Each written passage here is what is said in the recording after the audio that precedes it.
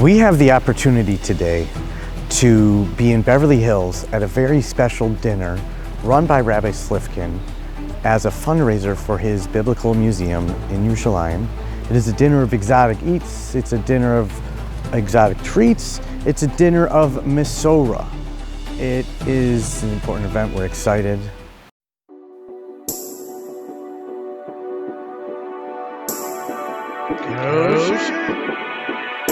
Now here we have the jaws of a whale shark.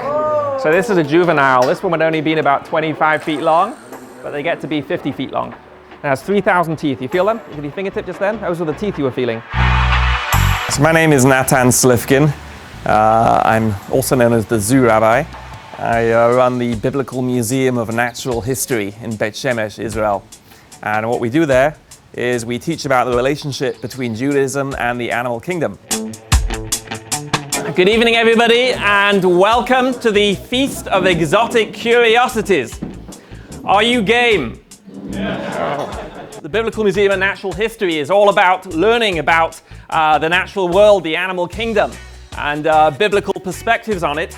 So the idea is to have an event that's not just a regular banquet, but a banquet of unusual creatures that are never normally eaten. And then in the process, we're going to be learning a lot about different animals, about the history of the dietary laws, of the kosher laws, and also having a fabulous, not only gastronomic experience, but also hopefully a lot of fun and interesting cultural experience too. What people don't realize is that in biblical Israel, you had lions, bears, leopards, crocodiles, hippos, cheetahs, all these animals living wild in the land of Israel. And we bring that to life in the museum with a collection of both living and non-living exhibits, and also dealing with a lot of related topics such as shofars and tchelet and kashrut, the dietary laws. Guinea fowl. The question is, is it a kosher bird or not? So with birds, the Bible does not give any signs. Instead, the Bible gives a list. It gives a list of 24 birds that are not kosher. And the inference being that whatever's not in that list, we can eat. So already 800 years ago, Rashi says that we should only eat a bird if there's a Mesorah, a tradition of that bird being eaten.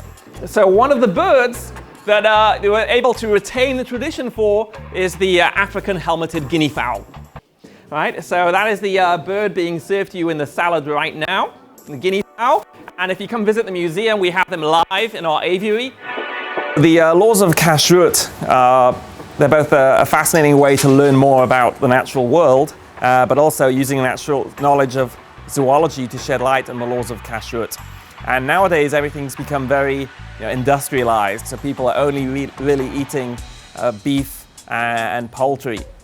But if we look at the laws of kashrut in the Torah, they're actually much broader and allow for a much wider range of things to be eaten.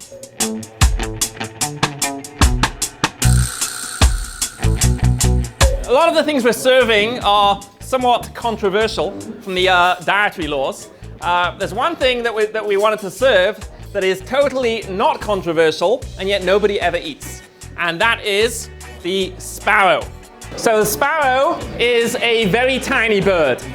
So you might think, well, who needs to keep the tradition? Who's going to eat sparrows anyway? But the answer is, in the Holocaust, in situations like that, where people were starving, where there was no food available, so because the tradition had been kept alive, they were able to do it. They were able to catch sparrows and shech them, slaughter them, and eat them.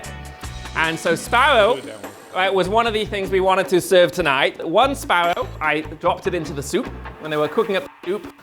So you can all go home and tell people that you ate sparrow. Slightly diluted, but you all ate sparrow.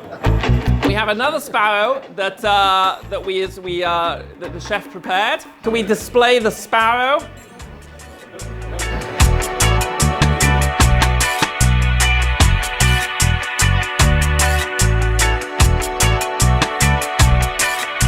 Insects, apart from being repulsive to people, it's automatically assumed that they're not kosher because, of the 30 million species of insects, 29,999,994 are not kosher.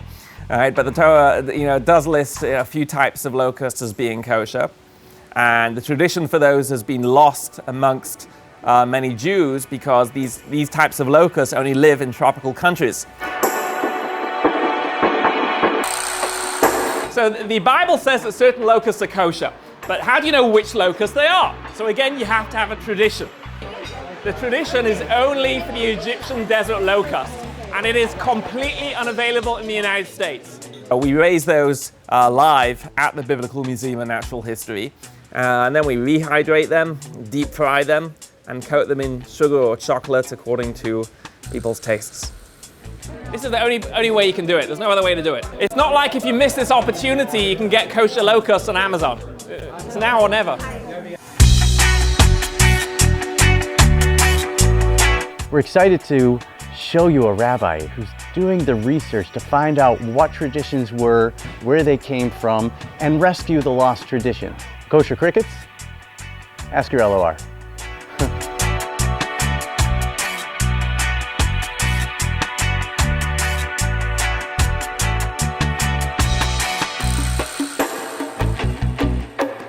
Oh,